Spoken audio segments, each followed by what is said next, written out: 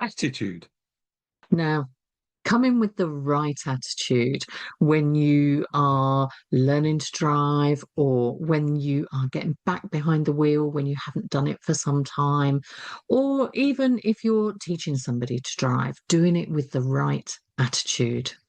Some people might come into the car with a great attitude to learning to drive, and that's fantastic. But if you are teaching someone to drive and your attitude doesn't match what your person you're teaching to drive's attitude is, there could be a mismatch of attitudes. So again, just be aware of how attitudes affect different people.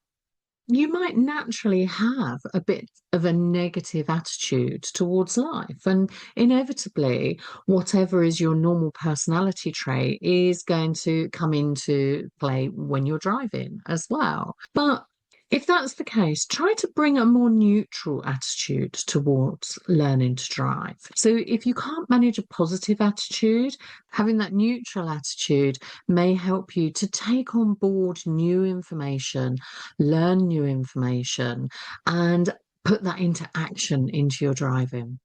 Yeah, and even the right attitude to learning to drive. You might not be driving once you pass your test because you might be going off to uni. So the attitude is, well, I'm not going to be driving, so whatever happens, happens. But having the attitude is, well, if I put a lot of effort into this, what's going to happen is when I come back from uni, I'll be able to get behind the wheel sooner.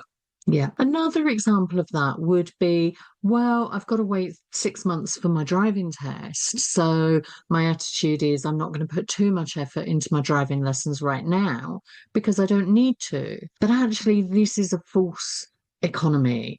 It's much better to have the attitude that you're going to use that time wisely and learn to be as good and safe a driver as possible in the time that you have available to you, which of course then when your driving test does eventually come round, you're going to have a much better chance at success.